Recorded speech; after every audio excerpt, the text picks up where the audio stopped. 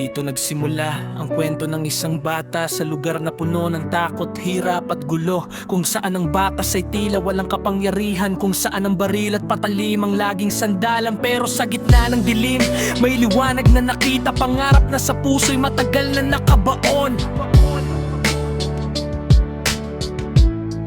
Verso. Lumaki ako sa pampang, sa ilalim ng puno, kung saan ang mga taong armado ay laging gumagulo. Tinatawag nilang kalayaan pero takot ang nadarama. Sa bawat pagpasok nila may pamilyang nawawalahan.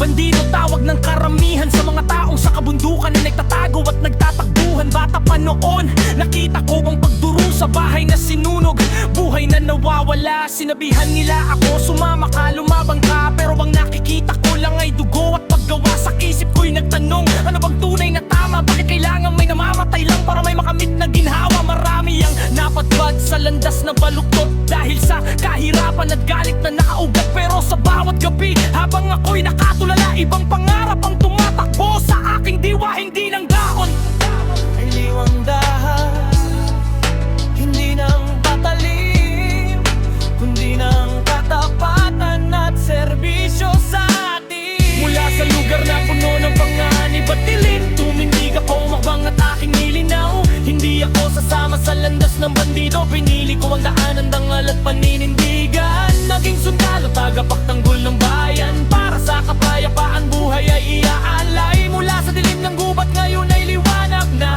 Ang dating bata, ngayon ay bayani na.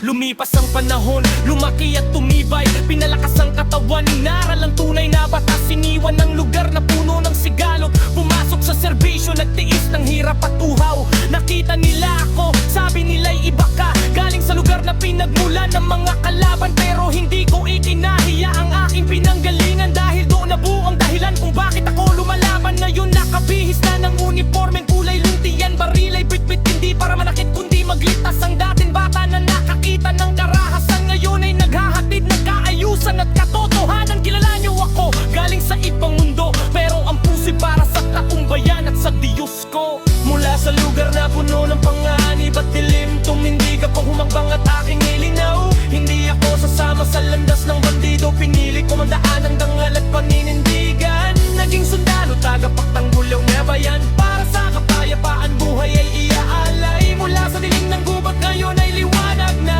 Ang dating bata, ngayon ay bayani na. Balik ako ngayon sa dating kinalalagyan, hindi na bilang biktima kundi tagapagligtas. Ang mga dating kakilala na humawak ng armas, ngayon inanyayahan sa tunay na kapayapaan. Sabi ko sa kanila, kapatid, tama na ang laban. Ang tunay na pagbabago'y nasa pagtulong sa bayan, hindi sa paghiwalay kundi sa pagkakaisa. Ito ang pangarap ng batang natin, yung kilala. Ang gulo ay matatapos kung tayo'y magkakapit-bisig sa ilalim ng watawan, sa ilalim ng iisang langit. Ako ang patunay na kahit sa dilim lumaki, liwanag ay makakamtan kung pangarap ay paghahari.